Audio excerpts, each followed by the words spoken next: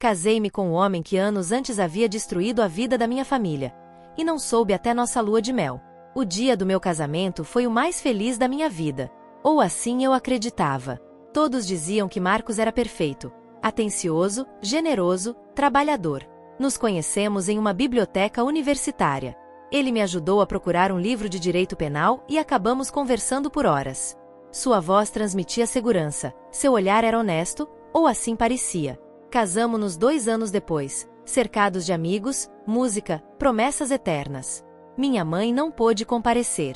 Disse que estava doente. Mas sua desculpa soou vazia. Atribuí isso ao nervosismo, à distância, a traumas antigos da família que eu nunca quis realmente revisitar. Fomos para a Grécia em lua de mel. Tudo era de cinema, as paisagens, o clima, os pores do sol. Até que uma tarde, caminhando por uma rua no centro de Atenas, vi algo que congelou meu sangue. Em um muro branco, decorado com grafites, havia um cartaz colado. Velho, desgastado, mas o rosto era inconfundível. O rosto do meu marido. O que é isso? Perguntei, apontando para o cartaz. Ele ficou tenso. Baixou o olhar. Nada, deve ser alguém parecido. Não insisti naquele momento. Mas naquela noite, enquanto ele dormia, tirei uma foto do cartaz. Tinha uma data, 2011, e um número de processo legal.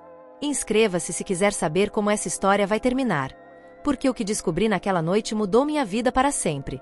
Busquei o número no celular, sem esperanças. Mas apareceu. Um caso antigo, ainda não completamente resolvido. Estelionato, fraude, manipulação empresarial. Uma empresa falida. Centenas de pessoas sem trabalho. Uma família destruída. A minha. Meu pai perdeu o emprego naquele ano. Minha mãe entrou em depressão. Tivemos que nos mudar, vender a casa. E tudo isso, por culpa de um tal Mark Rios, o mentor por trás do caso. Minhas mãos tremiam. Voltei a olhar para Marcos, dormindo tranquilamente na cama. E pela primeira vez desde que o conheci, eu não sabia quem era o homem ao meu lado. Comente. Imagine descobrir na lua de mel que seu marido foi o inimigo da sua infância se você não quer que algo assim aconteça com você. Não dormi nada naquela noite. Passei horas comparando fotos antigas do caso com imagens atuais de Marcos. Cabelos diferentes. Um pouco mais de peso. Outro nome. Mas os olhos eram os mesmos. No dia seguinte, enquanto tomávamos café da manhã no hotel, tentei manter a calma. Observei-o como se estivesse vendo um estranho pela primeira vez. Cada gesto, cada palavra, me pareciam parte de um disfarce perfeitamente construído. Está acontecendo algo? Ele perguntou. Apenas cansaço, respondi. Mas por dentro, algo fervia. Uma mistura de raiva, medo e traição. Voltamos para o quarto e aproveitei que ele foi ao banheiro para revisar seu passaporte. E lá estava. Nome legal, Mark Rios. Ele havia mudado sua identidade no sistema espanhol anos antes, após uma suposta reestruturação legal. Tinha documentos novos. Tudo limpo. Sentei na cama com o passaporte na mão, esperando que ele saísse do banheiro. E quando saiu, não consegui mais me conter. Quem é você de verdade? Ele ficou estático. Onde conseguiu isso? Disse ao ver o passaporte nas minhas mãos. Não importa. Responda. Ele me olhou fixamente, com uma frieza que eu nunca tinha visto. Não queria que você descobrisse assim. Não negou. Não tentou mentir. Apenas sentou e começou a falar. Sim. Fui parte daquela empresa. Sim, seu pai provavelmente foi um dos afetados. Mas eu não fui o único responsável. Colocaram todo o peso em mim para encobrir outros. Sua família não foi meu alvo. Foi uma consequência. E acredite, eu paguei caro por isso. Eu apenas o encarava, sem saber se chorava ou gritava. Porque o homem que destruiu minha família era o mesmo que me prometeu proteger a que queríamos formar. Quis me levantar, fugir do quarto, pegar o primeiro voo de volta. Mas minhas pernas não respondiam. Era como se meu corpo ainda resistisse a aceitar o que minha mente já sabia. Eu me casei com o vilão da minha própria história. Por que você não me contou? Perguntei, com a voz quebrada. Porque se eu contasse, você nunca teria me dado uma chance. É claro que não te daria uma chance. Como você esperava construir uma vida comigo baseada numa mentira? E então ele disse algo que me gelou por dentro. Não foi uma mentira. Foi uma segunda chance.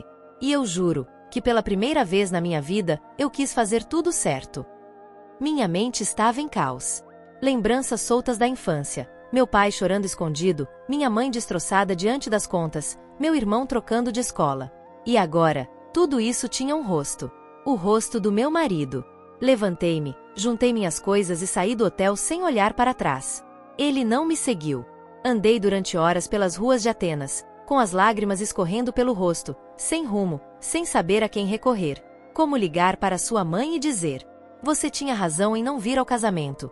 Eu me casei com o homem que destruiu nossa vida." Naquela noite, fiquei em outro hotel. E no dia seguinte, decidi ligar para ela.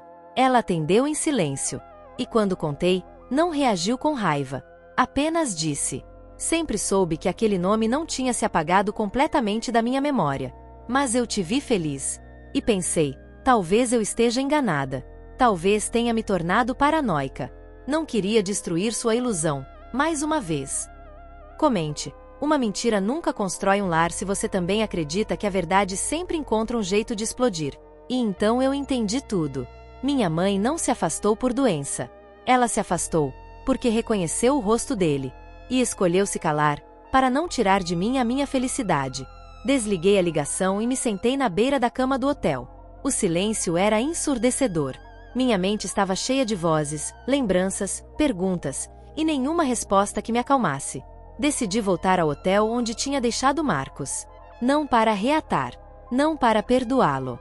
Eu só precisava saber de tudo. Tudo. Porque se ele me devia algo, era a verdade completa. Quando abri a porta, ele ainda estava lá. Não tinha se movido. Olhou para mim como se não soubesse se tinha direito sequer de falar. Eu tomei a frente. Desde o começo. Me diga tudo. Sem floreios. Sem desculpas. Se você alguma vez sentiu algo verdadeiro por mim, fale comigo como uma mulher que merece saber em que inferno se meteu. Era visível o medo.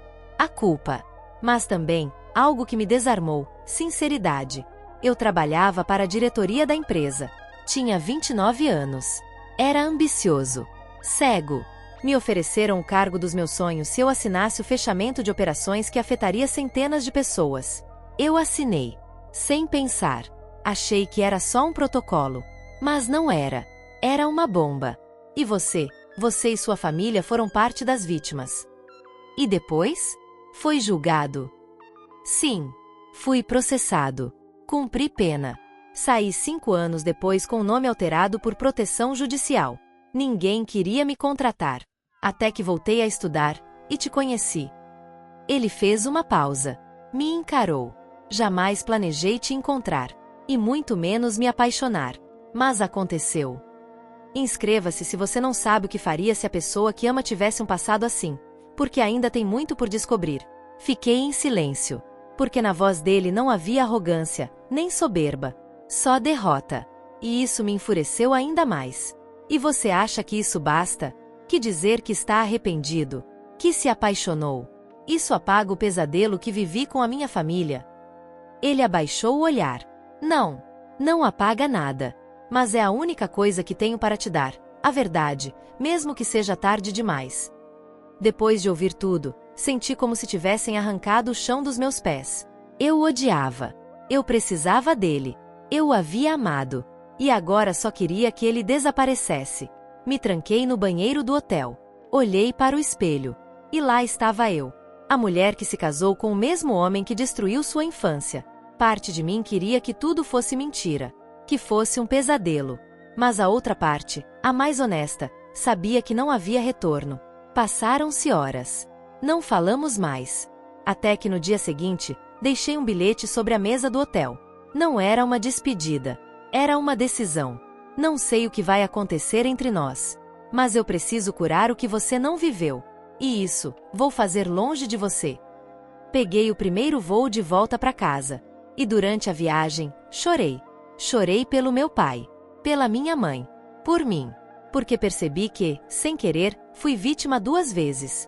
Uma pela assinatura dele. E outra pelo silêncio. Ao chegar em casa, minha mãe me esperava na porta. Não disse nada. Só me abraçou. E pela primeira vez, perguntei diretamente: "Você sabia?" Não desde o início, mas sim. Reconheci ele em uma foto semanas antes do casamento. E me quebrei. Não sabia como te contar. Não sabia se deveria. Porque também te vi feliz, e pensei que talvez, só talvez, você merecesse uma história sem sombras. E naquele momento entendi que minha mãe não foi cúmplice. Ela foi mais uma vítima do medo. O mesmo medo que às vezes nos faz proteger, machucando. Os dias seguintes foram uma mistura de confusão, raiva e silêncio. Não respondi às mensagens. Não atendi chamadas. Só precisava estar sozinha. Mas o problema com o silêncio é que ele também dá espaço para pensar. E pensar, dói. Porque comecei a me perguntar coisas que não queria enfrentar. Qual parte do amor foi real? Foi tudo uma estratégia? Ou ele realmente se arrependeu? Me peguei revendo nossas fotos de casamento. Sorrisos. Gestos. Era amor ou era culpa? Não tinha respostas. Mas uma coisa eu sabia. Eu não queria viver com essa dúvida. Um mês depois, aceitei vê-lo. Não para perdoá-lo, mas para encará-lo nos olhos e finalmente enfrentar a verdade. Nos encontramos em um parque, longe de tudo. Ele estava com barba por fazer, olheiras profundas, e aquele mesmo olhar de derrota que parecia não abandoná-lo. Não vim para falar do passado. Já sei de tudo, eu disse. Então, por que está aqui? Porque preciso te perguntar uma única coisa, e juro que só quero a verdade. Você me amou, ou eu fui apenas parte da sua redenção? Ele ficou em silêncio. Baixou a cabeça. E respondeu. Primeiro, você foi minha redenção. Depois, foi a única coisa real que eu tive em anos. Eu não chorei. Não reagi. Porque, no fundo, eu já sabia. Ele não era um monstro. Mas causou destruição. E embora tivesse se apaixonado por mim, o dano já estava feito. E agora? Ele perguntou. Agora, cada um cura do seu lado. Se algum dia eu te perdoar, não será por você. Será por mim. Para deixar de carregar algo que nunca foi meu. Me levantei do banco. Ele não tentou me impedir. Porque, dessa vez, ambos sabíamos que o silêncio era a única resposta honesta. Depois desse encontro, senti algo estranho. Não foi alívio. Também não foi raiva. Era uma mistura silenciosa de compreensão e perda. Eu tinha amado um homem que mudou de nome, de vida, mas não de passado. E embora seu arrependimento parecesse sincero, eu não podia construir meu futuro sobre os escombros que ele mesmo provocou. Voltei lentamente à minha rotina. Terapia, trabalho, tempo com minha mãe. Mas algo dentro de mim havia mudado. Já não confiava tão facilmente. Já não idealizava o amor. Agora eu sabia que até os olhos mais sinceros podem esconder os piores segredos. Uma noite, enquanto jantava com minha mãe, ela me disse algo que eu não esperava. Você quebrou um ciclo, sabia? Eu fiquei presa na dor. Você enfrentou. Fiquei em silêncio. E sim, ela tinha razão. Porque, ao invés de me agarrar ao amor oferecido por um homem quebrado, eu decidi me amar o suficiente para não aceitar menos do que mereço. Meses se passaram. E numa manhã, recebi um envelope. Sem remetente. Dentro havia uma carta. Curta. Assinada por ele. Não busco seu perdão. Só quero que você viva leve. Que não carregue a minha culpa. Porque se aprendi algo com você, é que o amor verdadeiro não destrói. E você merece um amor limpo. Obrigado por me ensinar isso, mesmo que eu tenha aprendido tarde demais. Não chorei. Apenas fechei o envelope. E o guardei em uma caixa, junto com as coisas que não precisam de esquecimento, mas de distância. Com o tempo, aprendi a contar minha história sem que a voz tremesse. Sem raiva. Sem vergonha. Porque entendi que ser vítima de uma mentira não me tornava fraca. Me tornava humana. Passei a dar palestras sobre relacionamentos, sobre sinais de alerta, sobre o poder de ouvir nossa intuição. Não como especialista, mas como alguém que esteve lá, com um vestido branco, um sorriso no rosto, e um desconhecido ao lado do altar. Uma vez, uma garota se aproximou ao final de uma dessas palestras. Tinha lágrimas nos olhos. Obrigada por compartilhar. Estou saindo com alguém que também tem um passado obscuro. E não sei se fico ou fujo. Não lhe dei uma resposta. Fiz uma única pergunta. Você está se sentindo mais livre ou mais presa? E no silêncio dela, ela entendeu tudo. Inscreva-se se você já teve que escolher entre o amor e a sua própria paz mental. Com o tempo, voltei a me abrir para o amor. Não foi fácil, mas conheci alguém completamente diferente, transparente, calmo, simples. Ele não tinha um passado perfeito, mas não o escondia. E isso já era um começo verdadeiro. Uma tarde, tomando café, ele me disse: às vezes, a pessoa certa chega depois que a vida te quebra em 1000 pedaços. E eu respondi: sim, mas o importante é que a gente aprenda a juntar os pedaços com as próprias mãos. Comente: aprender a se amar depois da traição já é uma vitória se você também saiu de uma história quebrada para construir uma melhor com você mesma. Minha vida tomou outro rumo. Não foi de um dia para o outro. Não houve milagres. Apenas decisões pequenas, diárias, conscientes. Escolher não olhar para trás com ódio. Escolher não voltar, mesmo doendo. Escolher curar, sem precisar de justiça. Um dia me deparei com o nome dele em um artigo na internet. Estava colaborando com uma ONG que dava segundas chances a ex-detentos. Não entrei em contato. Não o parabenizei. Não o odiei. Apenas pensei: talvez, finalmente, ele tenha entendido o que o dano deixa para trás. Porque nem todos mudam, mas alguns tentam. E isso, mesmo que não repare o passado, deixa claro uma coisa: todos merecem a oportunidade de escolher quem querem ser depois de errar. E todos têm o direito de se afastar de quem lhes causou dor. Anos se passaram. Um dia voltei ao lugar onde nos casamos. Não por nostalgia, apenas para fechar o ciclo. Sentei de frente para o mar. Tirei uma carta que escrevi, mas nunca enviei, e a li em voz alta, só para mim. Hoje escolho não carregar a sua história. Hoje escolho não te temer, nem te sentir falta. Hoje escolho seguir. Não porque te esqueci, mas porque me lembrei de mim. Fechei a carta. Rasguei. Soltei ao vento. E enquanto o papel voava, soube que já não havia dor. Só uma certeza. Nunca mais duvidaria do meu valor. Hoje olho para trás e não vejo uma tragédia. Vejo um aviso. Uma cicatriz que já não de hoy, mas que me lembra até onde eu cheguei. Não me tornei uma mulher amarga. Não deixei que uma história quebrada definisse minha visão do amor. Me reconstruí. Com paciência. Com verdade. E como uma promessa inquebrável a mim mesma.